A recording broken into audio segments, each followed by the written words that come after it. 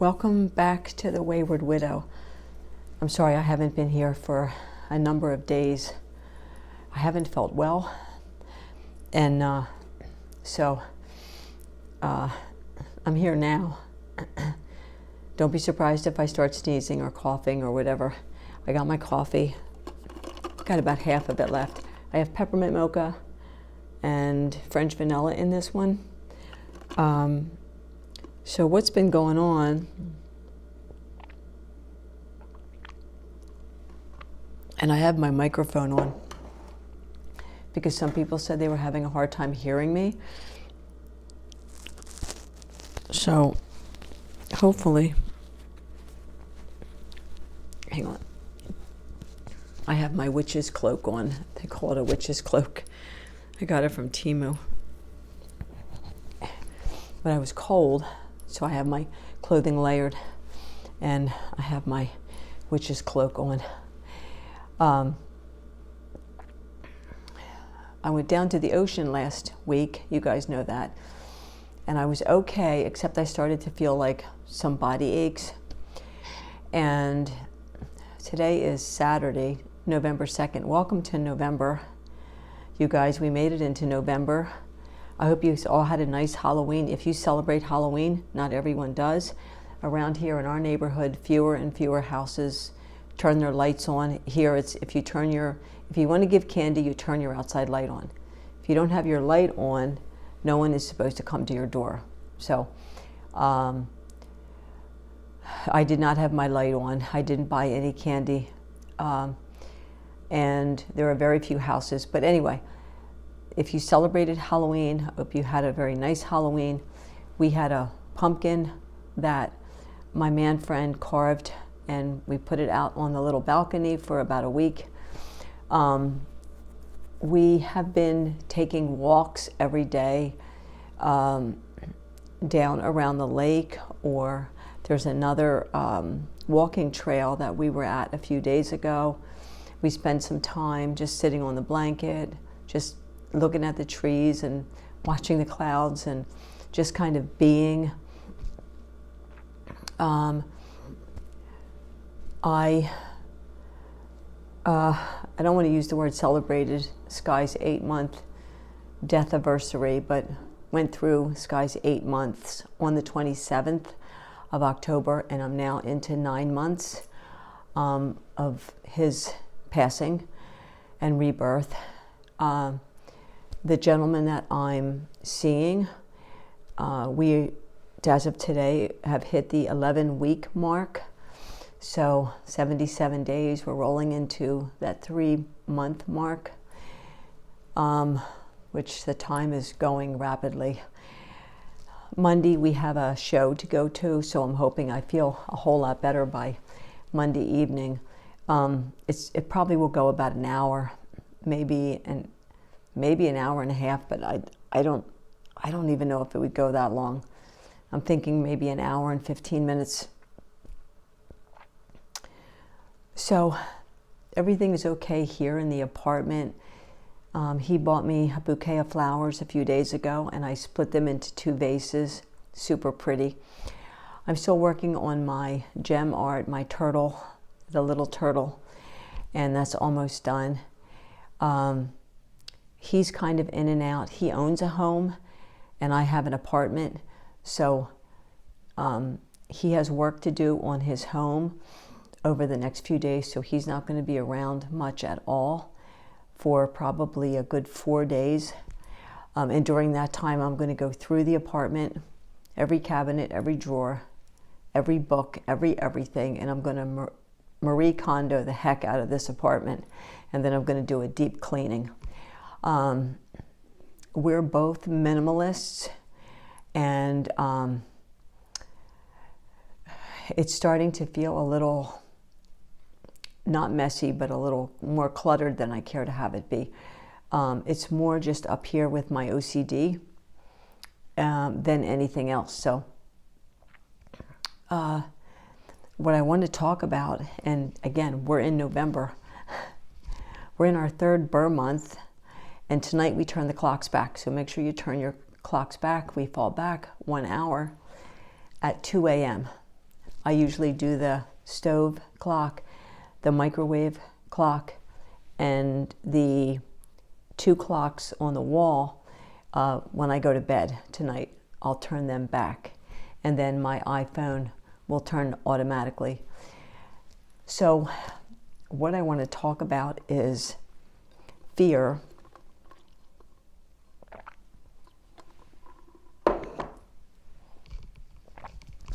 And what were my greatest fears as my late partner got sicker and then passed away? Like, what did I experience? And this is not necessarily more for the people who are in anticipatory grief, like waiting out a loved one's passing, but for anybody who's gone through it, you might be able to say, something might resonate with you. Like, yeah, I went through that too. I remember that feeling. So my partner's name is Sky, and we were together 13 and a half years. For you guys who are with me forever, you know it. And he had MSA, multiple system atrophy. And as he got worse, the things that were happening on almost a daily basis were things that in my head I always thought could be fixed, Or if something happened, we could work with it. It was doable, we could work with it. So as he declined, one of my biggest fears was, him falling, me being able to physically handle him. I'm 5'2". I weighed 89 pounds at that point. Right now I'm about 95, 96 pounds. But I always had a worry, am I going to be able to move him around? And him falling, a fear of him falling and him breaking his hip or breaking his leg. The other fear was when I needed to go to the store and having to leave him here alone. That was a big one for me. So it was a lot of very quick trips. And I tried to bundle everything together in one trip so that I didn't have to leave him alone for like any length of time. And I would wait until it was like his nap time. I know he had his pills. He had been up for hours. He would be really exhausted, and there was a good chance he would sleep for an hour or two. So that was the second thing, was the need to leave him alone, because if something had happened in the apartment, a catastrophe, a fire or something, he would not be able to get out alone. So that's something that always weighed on me. As things got worse and worse, in my head, even though I knew what was happening, I refused to believe that it was actually happening. And for those of you going through it and have gone through it, you know what I'm talking about. It's like we see it, we know it, but we're not going to acknowledge it. Even though we are acknowledging it, we're not really, And so I would lay in bed at night, totally exhausted, because it's a lot of work to care for someone 24/7. He was like 5'7", 140 pounds, but more of a dead weight, no pun intended, because he couldn't hold himself up and things like that. So I would lay in bed at night and I would think, is it going to be tonight? Is there, what's going to be the next thing? Always wondering, what's the next thing? That would be another worry or concern. What's tomorrow going to bring? What new thing is he going to experience that I'm going to experience? And then is he really going to pass? Because for whatever reason in my head, I just couldn't accept it. Yes, he's going to pass, and that's that. And then he passed in a way and in a time frame much sooner than I thought would happen.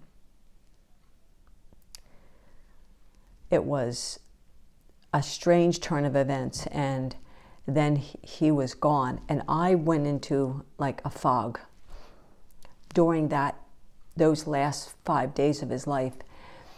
And then when he was gone and I was standing in the apartment alone, there was this weird sense of this loud silence. And I went into busy mode. I went around that night and like cleaned up like the bedpan and his drinking glasses and things that no one could ever use, you know, and threw them all in the trash. And I don't know what time I went to bed, but I remember laying there and hearing this silence in the apartment, like not hearing him breathing, not hearing him, you know, ring the little bell to call out for me or anything. And just hearing this silence and recognizing that this silence was a silence I was going to have for a very long time. And so there was that fear of that adjustment period. Over the next 5 to 6 months, I went through the many fears of finances, of my apartment, what was going to happen, where was I going to live, what was I going to do financially, because I'm on disability. What do I do? Where do I go? And then came all of the phone calls, all of the emails I needed to send, everything I needed to take care of, and the fear of missing something. And because I'm on disability for severe panic attacks and anxiety, every single phone call, every single everything, I had to repeat over and over to people, you know, my partner passed away, blah, blah, blah. What do you need to close this account or this account, like his credit cards and stuff? And so I relived it. And there was that just, you know, you relive it over and over and over again. And then time went on, I got all that stuff done, and I started calling places for me. Like, okay, where is there help for me? And the fear of, you know, not having enough help to be able to maintain until the end of my lease. So then you live with that one, and that's a big one. And that created a lot more panic, a lot more need for me to call on my therapist, a lot more. I went through a depression and an anger kind of at the same time, kind of angry at the system because I did work my whole life, you know. I'm 65 in September, October, 65 in August, September, October, and 2 plus months. And so there was, how can there be so little help, you know? And then sometimes a fear of being here alone or going out to the store alone. Then I needed to rethink grocery shopping, rethink my car and getting into my car and being safe, getting in and out of the car and going to the store, because no one would know that where I was, right? So I had that anxiety and that fear. And then like the decisions of what do you do with the ashes and what do you do with his things, and I didn't want to do anything to disrespect his memory, and so I needed to work through all that, and I still am, because there's still things, you know. And so it just kind of went on and on and on, and then I hit a point where I felt a little bit like I was coming out of the fog. The weather had changed. We went into spring, we went into summer.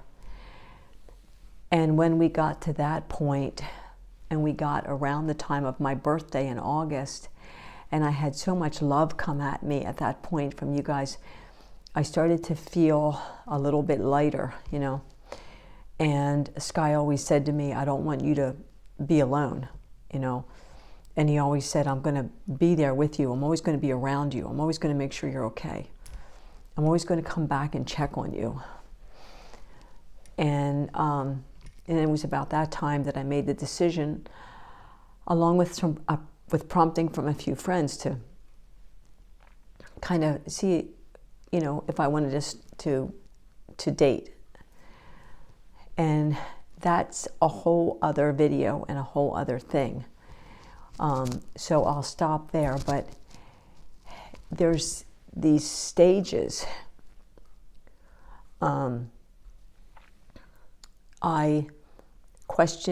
Sometimes I questioned the doctor. Sometimes I questioned the whole medical community. Sometimes I questioned Sky's resistance to go into a hospital or like get extra treatment or extra, like anything. He just wanted to be, just let me be.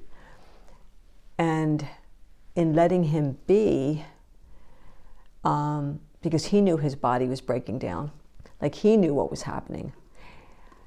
Me, I'm watching, and he just kept saying, I just don't want pain. You know, I'm not afraid to die, poet, I just don't want pain. And so for me, it was like, follow his wishes. At the same time, I wanted to get him into a hospital, get him all the anything to extend his life, even though he had no quality of life at that point. So was I being unfair in my thinking? A lot of it was, I wanted him with me. I wanted to keep him, but I couldn't keep him. And he knew I couldn't keep him. And he, you know, his last words were, I don't want to leave you.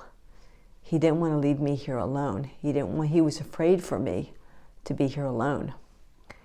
And, but he couldn't stop what was going to happen next. No one could. So you go through these stages of fear, anger, frustration. Sometimes I was just angry at the world in general. All of our plans and hopes and things that we wanted to do together, even as companions, we couldn't do. You know, everything came to a standstill, everything. Everything to do with the apartment, with the car, with the groceries, with the bills, the phone calls, everything fell on my shoulders. Same as it would if you were just living alone and had never been married. It would fall on you, you know, being on your own. But when you have a companion and you share those things, it feels differently when that person's gone. And then everything that you shared, it's now all on you. And you have to make those decisions. And we doubt ourselves. I know I often doubt myself about a decision. Am I making the right one? And so with having someone in my life now, and having conversations about things, for me, there's still this part of, I still feel like I need to make all the decisions alone. And that's something I'll talk about in the next video, but I just wanted to kind of get all that out there because I think it was time, and I think I was able to talk about it well enough, that I could make my point and I wasn't just going in circles. So I'm hoping that tonight goes smoother for me than last night did. Last night I was up at 4:30 in the morning. I was not well at all. My oxygen, my O2 saturation was at 93, which I have never ever been at 93. I ran 99 like all the time. I had the most raw throat. It was just like someone just scraped my throat. I'm using a neti pot to drain my sinuses. I have pain in this ear, crackling in this ear. And but I had this like a coating in my chest, and I would try to take a deep breath. And I noticed that yesterday sitting meditation, that I felt like I couldn't get a good inhale. Like that's kind of strange. So my oxygen is back up to the 97, 98. I use the neti pot. I've got cough drops. I've got Vicks extra strength. I've got ibuprofen on board, 600 milligrams. So whatever sinus, cold thing, and I did take a COVID test, it's negative. I can take a second one, but I don't see the point, honestly, because it's definitely a cold thing, not a COVID thing. So I'm just hydrating, lots of green tea, and there's been a few stressors here and there, a little more than normal, that takes a toll on your body. But still, I'm sitting meditation every day, taking a walk every day. I mean, even today, with not feeling so great, we took a walk, but not down at the lake, but around a full block, and then back down, just so I could get a little fresh air and get some steps in. So even just with talking right now, I'm feeling a little short of breath. So maybe I will take a second COVID test. I don't think it's COVID, but I'll take a second test just to be sure.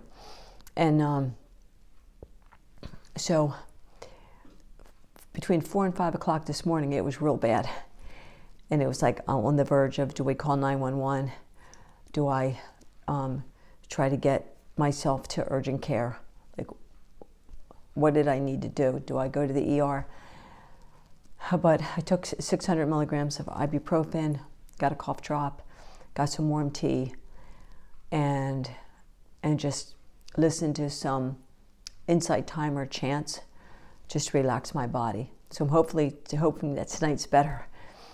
I, on a scale of 1 to 10, 1 being totally awful and 10 being normal, feeling normal, I think I'm about a 5, maybe. I'm feeling sleepy. I'm feeling just kind of wrung out. So I'm going to get a warm shower. I'm going to get some more tea, get some more water, and before I go to bed, I'll take another 400 milligrams of ibuprofen. But I am going to COVID test again, just to be on the safe side, because the box did say to test twice, and I tested once. Oh, I know what else I did. I got my eyes examined a couple days ago. My eyes are healthy. No cataracts, no disease in my eyes. My watery eye is from allergens. And so I ordered, the optometrist ordered a trial pair of a certain kind of contact lens for me, because I want to get a tinted lens. And the kind I usually use, which is AccuView, they don't have tinted lenses, but there's another brand that does. So she ordered me a trial pair. It'll be in about a week. I'll wear them for a couple days and see how they feel. And if they're okay as far as the prescription, then I can pick a color and they'll order me some contact lenses that are tinted. I want to go like with an aqua color. And so we'll work on that. So I did get that done, and it's good to know that my eyes are healthy. I also made an appointment with my PCP for this month, for the 26th of November instead of next March, when I would typically see him. I want to talk to him about my medication and to see whether I can get my meds moved back over to my PCP as opposed to my psychiatrist. But that's something that we're going to have a conversation about. And I have an appointment Monday morning with my health insurance. I have a health insurance broker. Her name is Lori. She's worked with me and Sky since 2020, actually. And she's real sweet, really good. She knows her stuff. And so she's going to talk to me at 11 and go over what insurances I have and, see if everything is the best fit for me. And I have some questions too. So I am getting stuff done. I just, I think being out and taking a lot of walks around the area of the lake with all the different grasses and things was probably not the best thing for me. And then add in a little bit of stress. But I am moving my body a lot. I'm really toning. I can see there's a huge difference in my legs and my backside. You wouldn't think for 65 that you can tone, but you can. So for all of us senior women out there, taking the walks, I'm learning Tai Chi. The man that I'm seeing has been doing Tai Chi for 24 years, so he's teaching me Tai Chi. Today, I think, was the 4th day that we worked the first set of movements 4th day or 5th day. So I'm learning that first set of movements, and then just all the walking, dance, but I'm toning, which, you know, I had 6 months after Sky died where I was a total slug. I just sat or laid or cried or laid and cried. And when Sky was alive, I was doing a lot of movement, but it was a different type of movement. It was like a strain as opposed to a healthy body toning. So definitely a difference. So I'm going to go. I hope everybody's as okay as they can be. I've been over on Messenger talking with people. I'm letting most everybody know that I haven't been feeling great. And so thank you for your patience. Be kind to yourself and each other. Show yourself some grace. And if you want to talk to me over there on Messenger, I'm under Poet Quinn. So you can catch me over there.